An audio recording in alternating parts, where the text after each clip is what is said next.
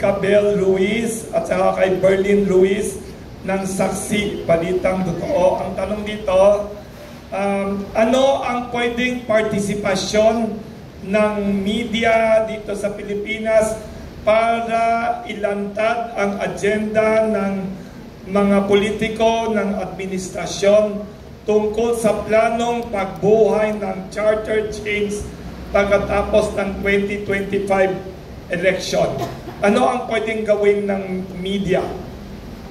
Labanan natin yung government propaganda. Labanan natin ang government propaganda. I-counter natin. Tayo magsilbing check and balance. Atin silang bantayan at ilabas ninyo yung katotohanan. Not to favor any candidate, not to favor any government official, not to favor any politician. Just bring out the truth. Do not be swayed by the government propaganda. And pakiusap kong mahigpit sa inyong lahat na media practitioner.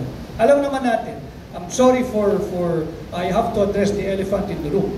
Pero siyempre, minsan yung mga pakiusap nila na tabunan na lang yung mga negative stories, no. You have a duty as a journalist. If that is your profession, you have a duty. You have a duty not to your stations, not to your programs.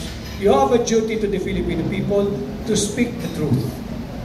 And we rely on you at sana gampanan ninyo yung inyong trabaho. Ayan. Thank you. May tanong pa dito sa isang columnist, Bingo.